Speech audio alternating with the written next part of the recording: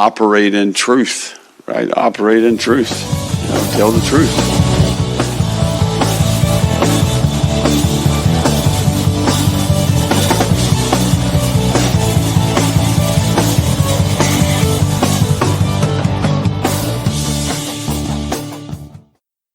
Hello, everybody, and welcome back to the Gator Truth Florida Football Podcast.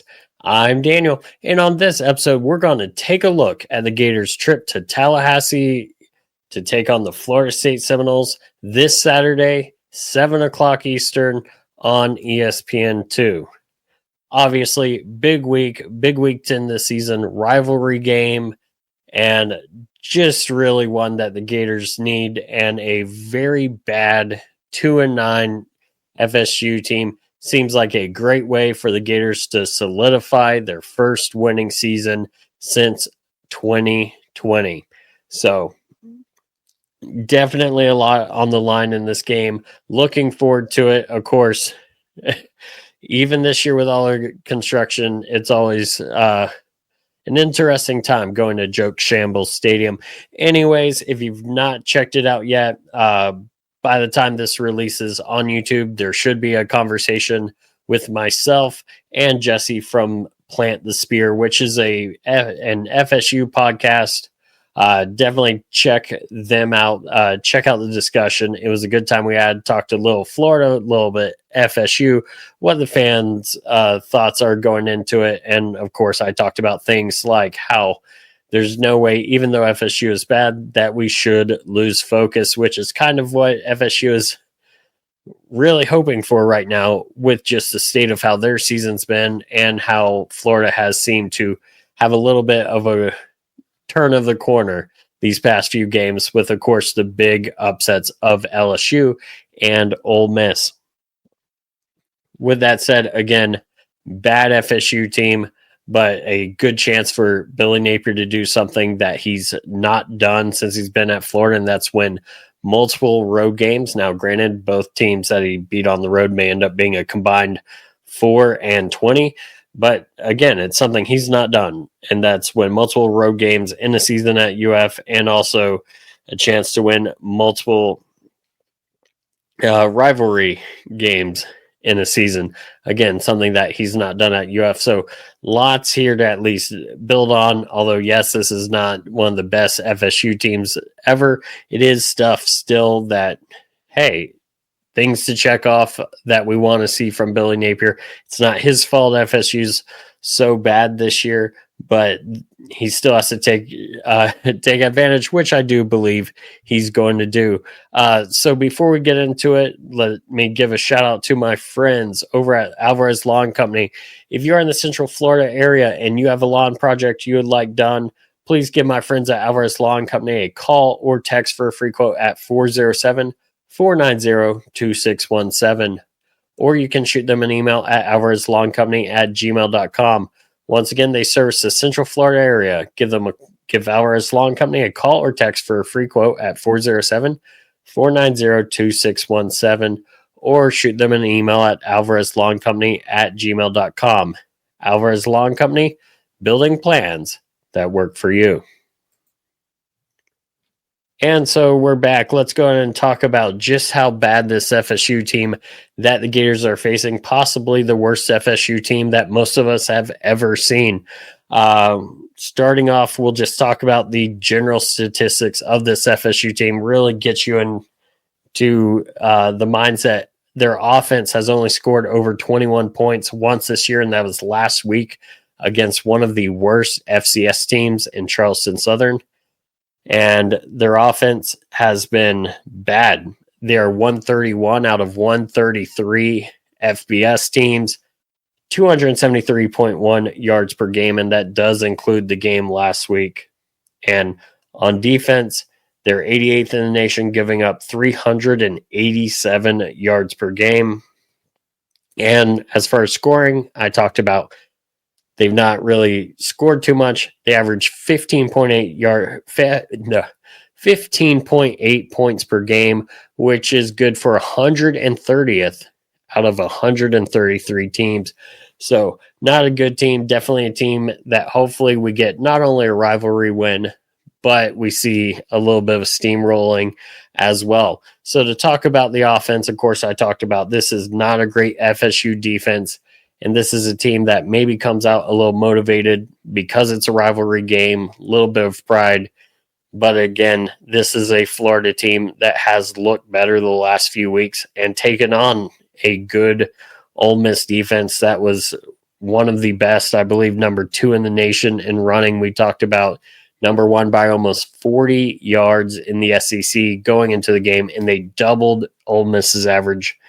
And I bring up the running game because my first key is Gators. Let's run the ball. If we run the ball against FSU, things will open up. And again, it's much easier to say, let's run the ball to open the pass when we have the threat of the downfield pass, because of course safeties have to play further back, and so do other teams, rather than cheating up as we've seen in the past.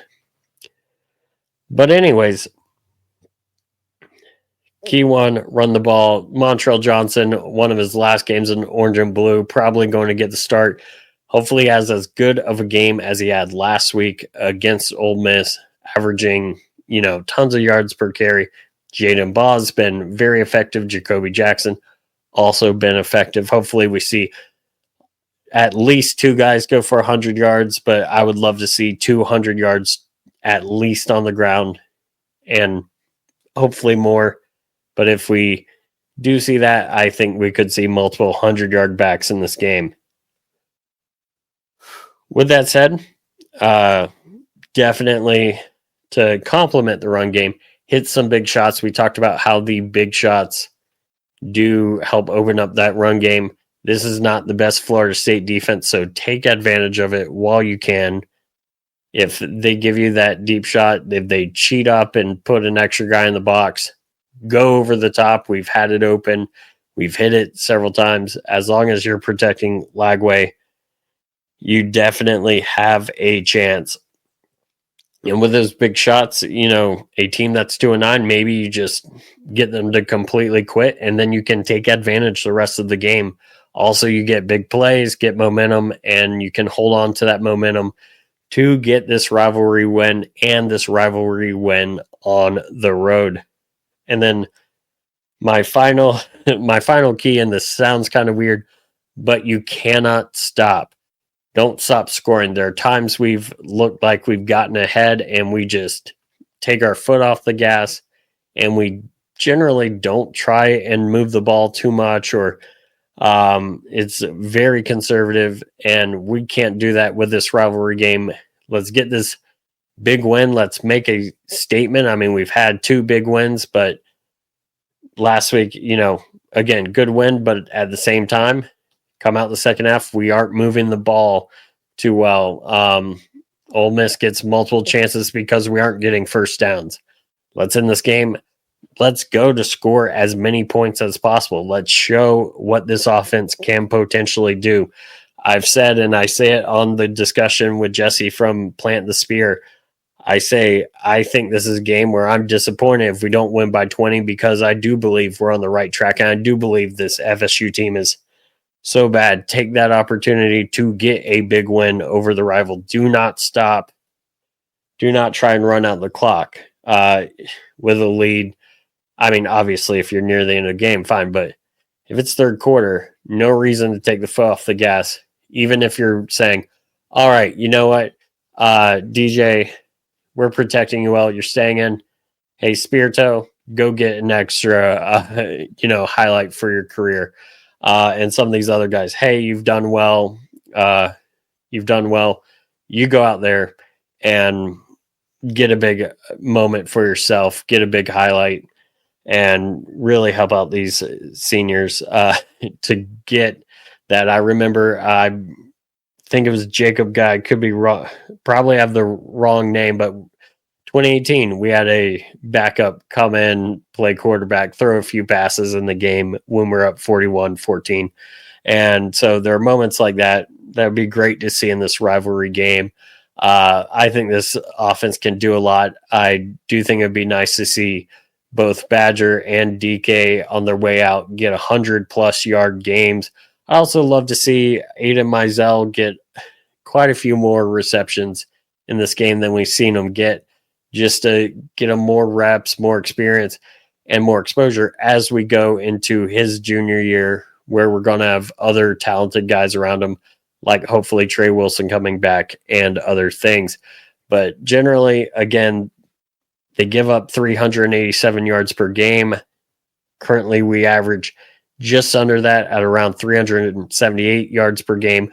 Last few weeks, I believe we've been under our average, but those have been against, well, LSU is not that great of a defense, but they're better than FSU's.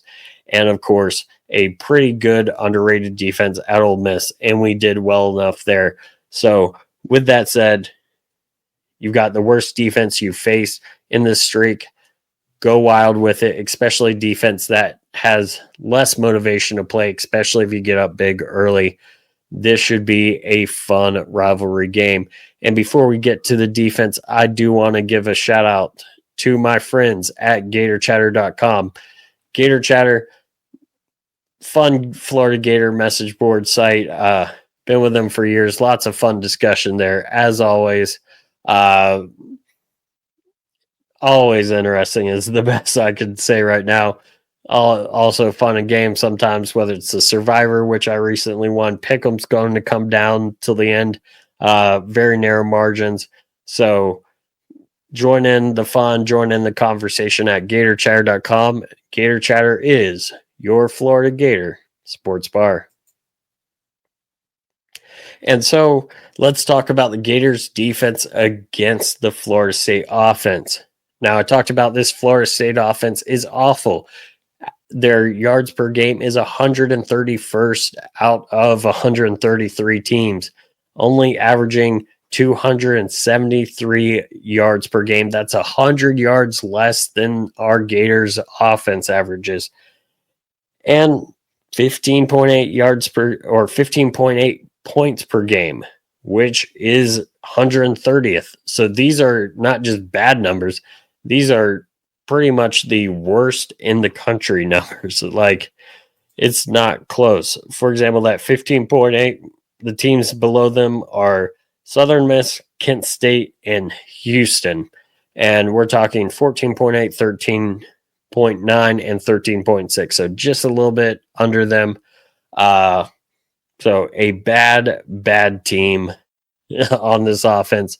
And I did make sure to note this because my first key to the game is the D-line, who has gotten 11 sacks the past 2 weeks, 7 sacks against LSU, 4 sacks against Ole Miss, and got tons of pressure elsewise.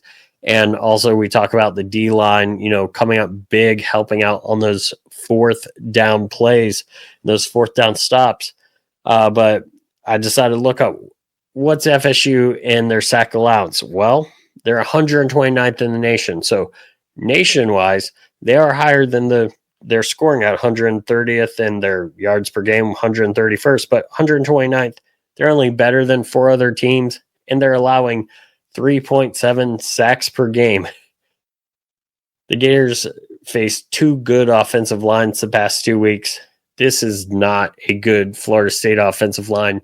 And again, we're talking about a chance where a team that's 2-9 probably just wants their season in.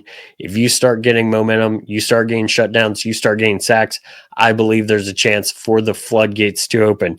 And I've talked about before, 2022, this defense got in the backfield and just did not finish. If they finish, Florida probably wins that game in 2022 because instead of Jordan Travis scrambling, getting down at the 1 or inside the 1 multiple times, which sets up touchdowns, they're ending up with 4th and long and potentially kicking field goals, which you never know. They could miss those field goals. But also, even if they make them, that's 8 points off the board just by tackling.